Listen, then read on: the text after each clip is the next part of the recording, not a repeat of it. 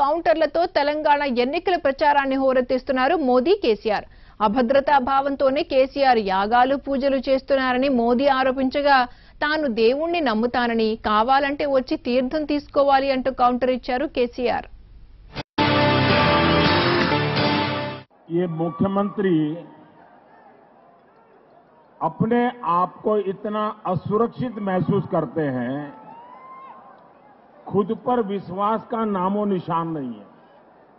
इसलिए या तो ज्योतिष पे भरोसा करते हैं या पूजा पाठ पे भरोसा करते हैं या तो नींबू मिर्ची बांध करके गुजारा करते हैं।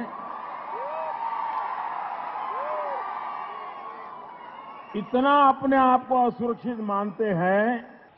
కేసీఆర్ కు పూజల మీద ఉన్న శ్రద్ధ, యాగం మీద ఉన్న శ్రద్ధ ప్రజల మీద లేదట. అరే నేను పూజ చేసుకుంటే నీ మూల్యం బారే భయ, నాకు అర్థం కాదు. నేను ఏడాది 10 మాటలు యాగం చేసుకుంటే నీ మూల్యమైన వాయనా, నీకేమైనా ఇబ్బంది పెడుతున్నా? ఇష్టం ఉన్నవాడు నస్తే ఒక అన్నం పెడుతున్నాం, తీర్థం పెడుతున్నాం, వాడు నీ మూల్యం బాయ్. లేవా నీకు పట్టుంటే నువ్వు కూడా దండం పెడితే తీర్థం తీసుకొని పో, వద్దంటున్నావా? అంతే కదా. నాకు భక్తి ఉన్నది, నేను దేవుణ్ణి నమ్ముతా, తప్పకుండా నేను చేస్తా, నీకేం బాధ?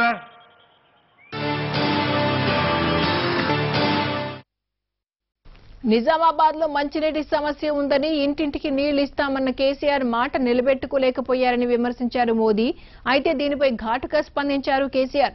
హెలికాప్టర్లో నిజామాబాద్ కు వస్తాను, నిజాలేంటో తేల్చుకుందామన్నారు. उनकी पार्टी ऐसी है, आधी अधूरी बातें, आधे अधूरे वादे, आधे अधूरे कार्य, आधे अधूरी योजनाएं, ये आधे अधूरी सरकार भी निकाल दी उन्होंने, वो भी 5 साल पूरा नहीं किया। ऐसे लोगों पे भरोसा करोगे क्या? 5 साल हो गए, पीने का पानी नहीं पहुंचा रहे। और उन्होंने कहा था घर घर गोदावरी का जल नहीं पहुंचाऊंगा तो वोट मांगने नहीं आऊंगा। वो वोट मांगने के लिए आए कि नहीं आए? उन्होंने झूठा वादा किया था कि नहीं किया था? वो आपको गुमराह करने वाले नेता है कि नहीं है? ऐसे नेता की विदाई होनी चाहिए कि नहीं होनी चाहिए? उनको सजा होनी चाहिए कि नहीं होनी चाहिए? अरे जो पानी नहीं पिला सकता है, ऐसे व्यक्ति को सरकार नहीं दी जा सकती है। నరేంద్ర మోడీ, నేను ఛాలెంజ్ చేస్తున్నా, నువ్వు రమ్మంటే మహబూబ్నగర్ హెలికాప్టర్ కి నిజామాబాద్కే వస్తా, నువ్వు కూడా రా, ఇద్దరం కలిసి అడుగుదాం సభ పెట్టి ప్రజలను.